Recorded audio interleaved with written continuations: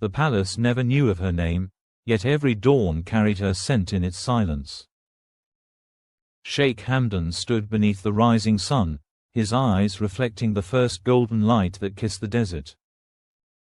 He had the world at his feet, but his heart bowed before something unseen, something divine, a love so sacred it refused to be spoken.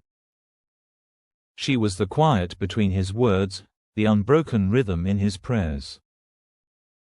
The world saw a prince who had everything, but heaven saw a man who whispered her name where no ear could trespass, in the secret corners of his soul. Every prayer he offered carried her name, though his lips never moved to confess it. He believed some loves were too holy for sound, too pure for the noise of the world. When he prayed beneath the crescent moon, the sand around him seemed to listen, the stars flickering as if they too knew the secret he guarded. He didn't need to speak of her, the angels already knew. His silence became scripture, and his devotion became legend. In that silence, she lived more vividly than any word could capture. She came to him not as a story but as a revelation. Her eyes carried verses of peace, and her smile was the kind of forgiveness that healed empires. Every time she looked at him, he felt like a man standing on sacred ground. But the world wasn't ready for such purity. Royalty demanded restraint, destiny demanded distance, and love demanded sacrifice. So he learned to love her in ways that didn't defy his fate but defined it. He loved her by never naming her, by turning her into prayer instead of possession. When he stood in the royal mosque, his heart bowed deeper than his body. Every "Amin" was a soft echo of her soul. He didn't pray for her to be his. He prayed for her to be blessed, wherever destiny carried her. In that selfless act, he reached a realm of love few ever touch, love that doesn't demand, love that doesn't beg, love that survives even when divided by duty. His devotion was not for the world to understand, it was for heaven to witness. The poets of Dubai often wondered why Fazza's verses felt heavier than ink, why his poems wept even when they spoke of beauty. They didn't know that every poem was a confession in disguise, that each line was a bridge between what he lived and what he lost. His words were temples where she existed forever. She was the invisible muse who taught him that real love isn't about being seen, it's about being felt in silence. Some nights, he would ride alone into the endless desert, the moon following him like a guardian of secrets. The wind whispered through the dunes, carrying her name back to him in echoes only his heart could hear. The desert understood him. It, too, had loved and lost under the same stars. And when he dismounted his horse and knelt to pray, the sand beneath his hands glowed faintly, as if the universe itself bowed with him, honoring a love that defied all boundaries. There were days when the world demanded smiles, public duties, and speeches of grandeur. He fulfilled them all with royal grace, but behind every polished word, there lingered a prayer unspoken. The palace saw his discipline, the people saw his strength, but only God saw his tears. He didn't cry from weakness, but from the kind of love that transforms pain into poetry, and longing into light. She once told him, "The purest love doesn't need to be claimed. It only needs to be remembered." He carried those words like sacred scripture. In moments of solitude, her voice became his sanctuary.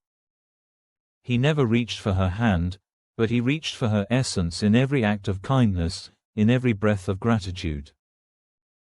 His love didn't end where distance began, it transcended the walls of reality and entered eternity.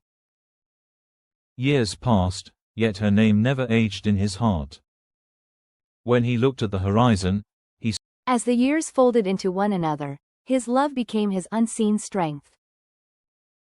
Every time he stood before the world, speaking of honor, faith, and hope, It was her memory that gave those words life.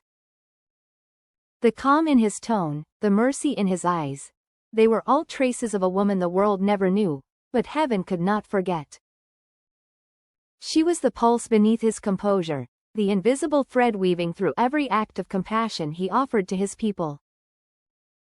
His reign was touched by her spirit, and though history would never mention her name, her presence was engraved in the kindness he left behind. Sometimes, he dreamt of her walking beside the waves at dawn, her silhouette merging with the horizon. In his dreams, she never spoke, but her silence said everything. She was peace, the kind that doesn't come from having, but from understanding. When he awoke, he didn't ache for what could have been. Instead, he smiled softly, knowing that some dreams are not meant to be lived, but cherished. They are reminders that even unfulfilled love can be complete when it lives in prayer. He once stood by the royal balcony as a gentle rain began to fall, rare and blessed in the desert air. Each drop that touched his face felt like her hand resting upon his skin, a message from the unseen. He closed his eyes and whispered to the heavens, "If love must remain silent, let it still speak through mercy." That night, the rain washed the desert clean, and he felt lighter, as if the universe had heard him and returned a small part of her spirit to his heart. In moments of deep solitude, when the palace slept and the stars alone kept vigil, he would write verses not for fame, but for remembrance. He didn't need to sign them, the moon already knew their author. His poetry became a form of prayer, a sacred language between his soul and hers. And in those verses, he found healing. Because love, when turned into art, doesn't fade, it becomes eternal, echoing through hearts that will never know the story, but will feel its truth. There were days when he saw her reflection in everything, the gentle sway of the palm trees, the laughter of a child, the way the sea bowed before the wind. She had become part of the rhythm of the earth, and he thanked God for that.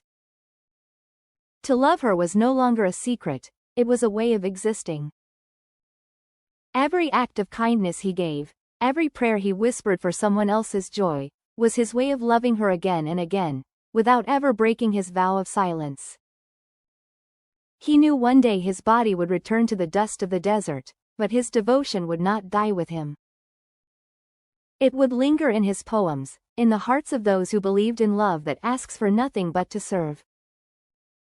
Perhaps one day, when the world reads his verses, they will sense the presence of the woman who made a prince kneel not before a throne,